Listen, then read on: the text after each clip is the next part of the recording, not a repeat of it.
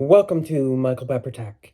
Today's video I'm going to discuss app stores, trust, and how they coincide hand in hand. First of all, I want to say this video came in mind when I was watching a discussion on iPads, and there was this thought about what if the App Store wasn't on the iPad and you got your software in the way that you might get it through the web browser or other means directly from the developer through their website. First off, I want to talk about trust with this. And I think one of the reasons that app stores are significant, whether it's on a tablet, a phone, or whatever device, is trust. When we buy a device, I think part of the reason that we go with a product from a particular company is we trust them. We trust the company to handle our payments.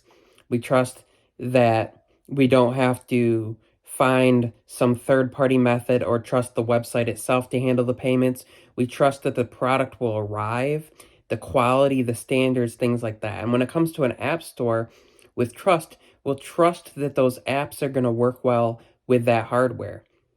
So when you buy an iPhone and you have the App Store on there, you trust that whatever app you're installing will be kept up to date and will work with that particular hardware. And if it doesn't, then it won't be in the App Store. Or on the Google Play Store, for example, with a Pixel or an Android device, you trust that it will work. And a lot of times there'll be apps that will say that they don't work with that particular device because the developer has said, we only are going to work with certain hardware, and the App Store doesn't allow it. Same thing with an iPad. If you're searching, for example, for video editing software, if you type it in, you know that it's going to work with that hardware.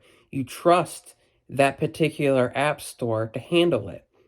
Whereas when I go online and I'm looking for a video editing software, I have to know, okay, is it going to work with the particular hardware I have? How well is it going to work? Just because it says it's going to run well on Windows, does it work with my particular hardware? Now you can do the research, you can see the standards, you can see the minimum qualifications.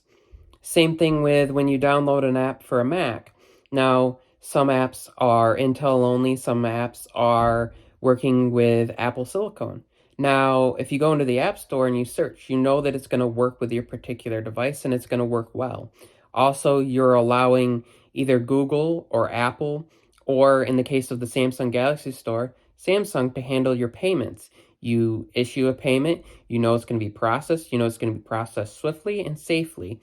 At least that's your hope. And that's the trust there.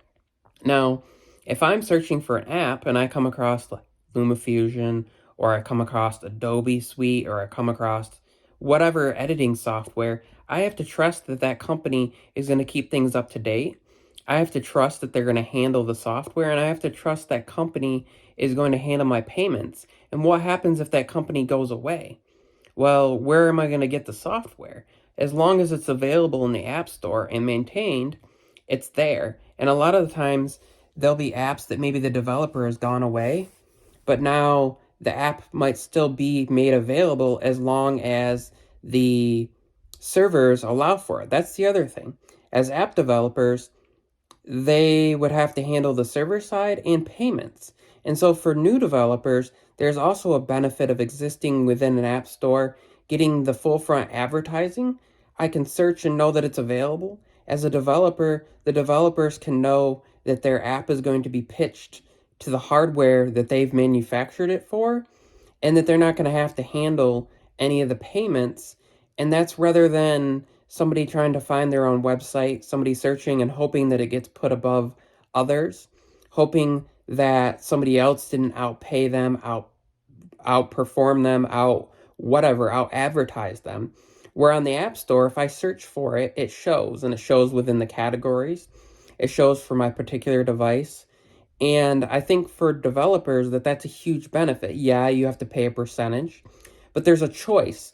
And so when it comes to app stores, these are kind of my thoughts on why it's necessary and the differences between existing within an app store and without it. And of course, there's some downsides, of course, to having to pay that percentage to Apple or Google. But at the same time, the fact that your app is fed to hundreds of millions, if not billions of users, where they would have to try to find your app, and you might be lucky if a few hundred people discover your website. So these are my thoughts.